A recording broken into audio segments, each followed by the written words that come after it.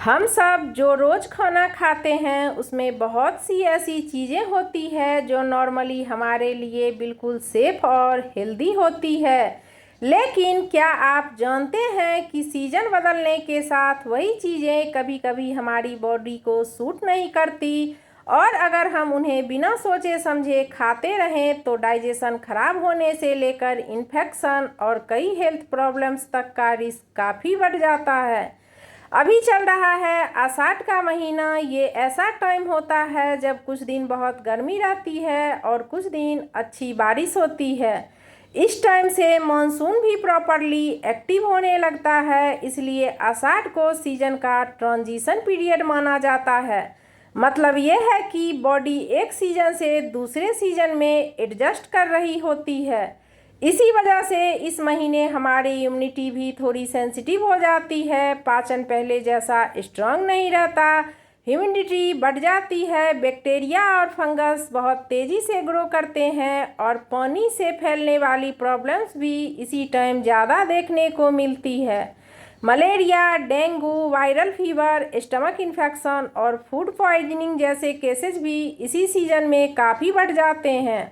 सबसे इंटरेस्टिंग बात यह है कि प्रॉब्लम सिर्फ बाहर के खाने से नहीं होती, कई बार घर की बिल्कुल नॉर्मल चीज़ें भी इस सीज़न में दिक्कत दे सकती है। जो फूड हम दूसरे महीनों में बिना किसी प्रॉब्लम्स के खाते हैं, वही आषाढ़ के महीने में कभी डाइजेशन को डिस्टर्ब कर देते हैं, कभी एसिडिटी बढ़ा देते हैं और कभी इन्फेक्शन का रीज़न भी बन सकते हैं।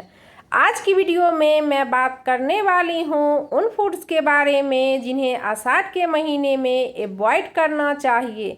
साथ ही सिंपल लैंग्वेज में समझेंगे कि आखिर उनमें ऐसा क्या होता है जो कि इस सीज़न में हमारी बॉडी को नुकसान पहुँचाता है। वीडियो शुरू करने से पहले आपसे एक छोटी सी रिक्वेस्ट है, अगर वीडियो पसंद आए तो वीडियो को लाइक करें और चैनल पर नए हैं तो चैनल को ज़रूर सब्सक्राइब करें। साथ ही कमेंट करके ज़रूर बताएं कि आप ये वीडियो कौन से सिटी से देख रहे हैं। सबसे पहले बात करते हैं बेल की। बेल को जनरली बहुत हेल्दी फ्रूट माना जाता है और गर्मी के सीज़न में लोग इसका शरबत भी बहुत पसंद से पीते हैं। लेकिन आषाढ़ के महीने में इसे ज़्यादा क्वांटिटी में खाना हर किसी के लिए सही नहीं होता। रीज़न ये है कि बेल की नेचर थोड़ी हैवी होती है। इसमें नेचुरल फाइबर और कुछ ऐसे कंपाउंड्स होते हैं जो डाइजेशन को स्लो करते हैं और वैसे भी आषाढ़ के महीने में हमारा डाइजेस्टिव सिस्टम पहले ही थोड़ा वीक होता है। ऐसे में अगर हैवी फूड ज़्यादा खा लिया जाए तो पेट भारी लगना, गैस बनना या कॉन्स्टिपेशन जैसे इशू हो सकते हैं। इस सीज़न में ह्यूमिडिटी बहुत ज़्यादा होती है और बॉडी को लाइट और इजीली डाइजेस्ट होने वाला फूड ज़्यादा सूट करता है। इसलिए आषाढ़ के महीने में बेल को अवॉइड करना ही हेल्थ के लिए बेनिफिशियल होगा। इसकी जगह आप सीजनल फ्रूट जैसे नींबू या छाछ जैसे लाइट ऑप्शन ले सकते हैं जो बॉडी को ज़्यादा कंफर्टेबल फील कराते हैं। मतलब बेल ख़राब नहीं है, बस इस सीज़न में क्वांटिटी और टाइमिंग का ध्यान ज़रूर रखें।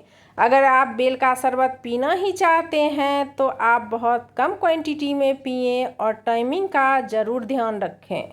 दूसरी चीज़ बैगन है। बैगन एक कॉमन सब्जी है और लगभग हर घर में बनती है, लेकिन बारिश शुरू होते ही इसमें कुछ एक्स्ट्रा प्रिकॉशन रखने की ज़रूरत होती है। सबसे बड़ा रीज़न ये है कि बैगन की सरफेस और अंदर छोटे छोटे इंसेक्ट्स या उनके लार्वे आसानी से छुपे हो सकते हैं।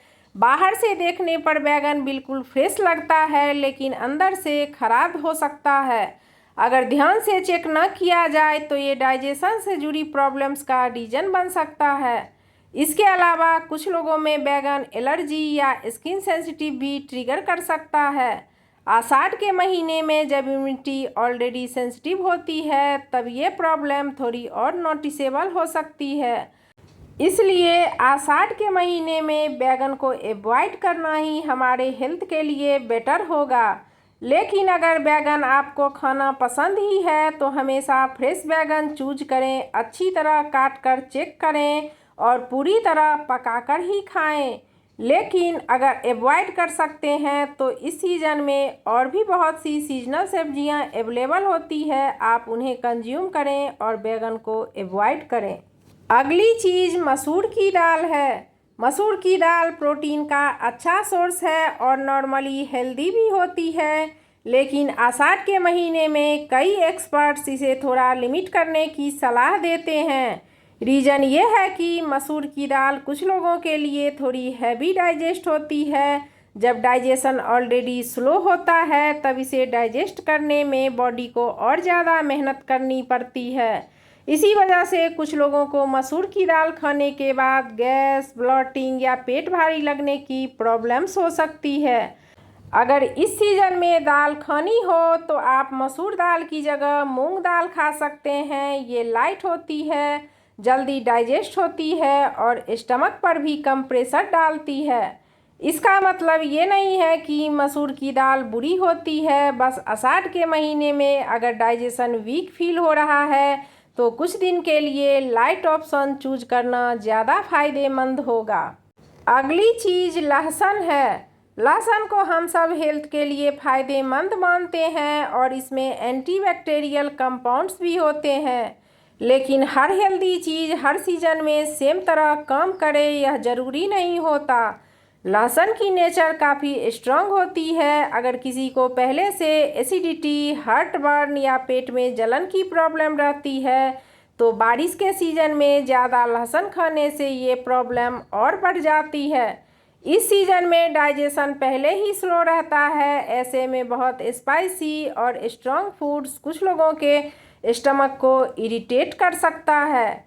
इसलिए लहसुन को बंद करना ज़रूरी नहीं है, लेकिन बहुत ज़्यादा क्वांटिटी में खाने से बचना बेटर होता है।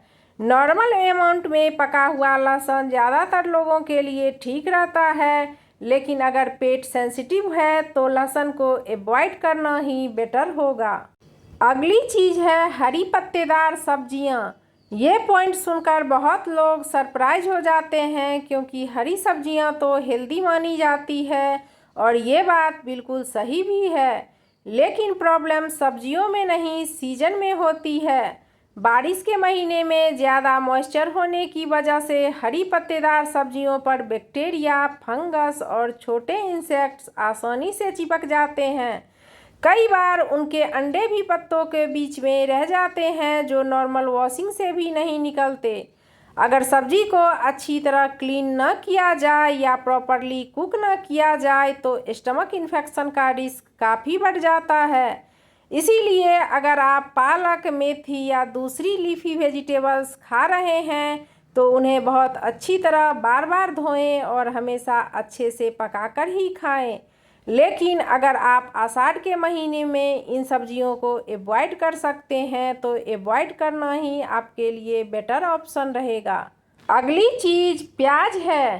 प्याज हमारे घर की सबसे कॉमन चीज़ों में से एक है। सैलेड हो, सब्जी हो या किसी भी डिश का बेस प्याज लगभग हर जगह यूज होती है। लेकिन आषाढ़ के महीने में खासकर कच्ची प्याज खाने को लेकर थोड़ी सावधानी रखनी चाहिए। इस सीज़न में ह्यूमिडिटी बहुत ज़्यादा होती है और बैक्टीरिया भी तेज़ी से ग्रो करते हैं। अगर प्याज को काटकर बहुत देर तक खुला छोड़ दिया जाए या साफ तरीके से स्टोर न किया जाए तो उस पर बैक्टीरिया आसानी से आ सकते हैं। इसी वजह से बाहर मिलने वाली सैलेड या पहले से कटी हुई प्याज खाने से फूड इन्फेक्शन का रिस्क काफ़ी बढ़ जाता है। कुछ लोगों में कच्ची प्याज एसिडिटी, गैस या पेट फूलने की प्रॉब्लम भी बढ़ा सकती है और जब डाइजेशन ऑलरेडी स्लो चल रहा हो तब ये दिक्कत और ज़्यादा फील होती है। अगर प्याज खानी ही है तो फ्रेश काट कर तुरंत यूज करें। बहुत देर तक रखी हुई या बाहर की कच्ची प्याज अवॉइड करें। पकी हुई प्याज ज़्यादातर लोगों के लिए ज़्यादा सेफ ऑप्शन मानी जाती है, क्योंकि कुकिंग से काफ़ी जर्म्स खत्म हो जाते हैं। अगर आप आषाढ़ के महीने में प्याज अवॉइड नहीं कर सकते तो आप ध्यान रखें कि प्याज को हमेशा पकाकर ही खाएं। अगली चीज़ गोभी है। गोभी एक हेल्दी और न्यूट्रिशियस सब्जी है, लेकिन बारिश के सीज़न में इसे खाने से पहले थोड़ी एक्स्ट्रा क्लीनिंग की ज़रूरत होती है। गोभी की सबसे बड़ी प्रॉब्लम ये है कि इसकी लेयर्स बहुत क्लोज होती है। इन पत्तों के बीच छोटे इंसेक्ट्स, उनके एग्स या मिट्टी आसानी से छुप सकती है। बाहर से देखने पर गोभी बिल्कुल फ्रेश लग सकती है, लेकिन अंदर क्या है ये हमेशा दिखाई नहीं देता। अगर गोभी को सिर्फ ऊपर से धोकर बना दिया जाए तो कुछ जर्म्स या इंसेक्ट्स बच सकते हैं, और बारिश के सीज़न में ये रिस्क और भी ज़्यादा बढ़ जाता है, क्योंकि नमी की वजह से बैक्टीरिया और फंगस जल्दी डेवलप होते हैं। इसलिए गोभी को छोटे छोटे टुकड़ों में काटकर अच्छी तरह धोना चाहिए।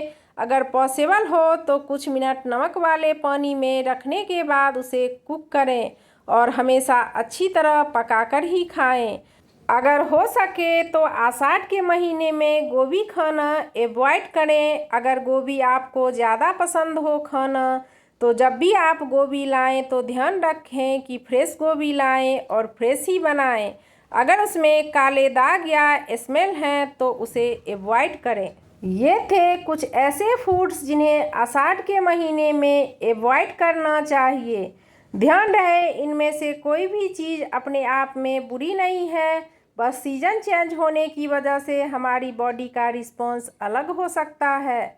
इसलिए थोड़ी सी अंडरस्टैंडिंग और थोड़ी सी केयर लेकर हम काफ़ी हेल्थ प्रॉब्लम से बच सकते हैं।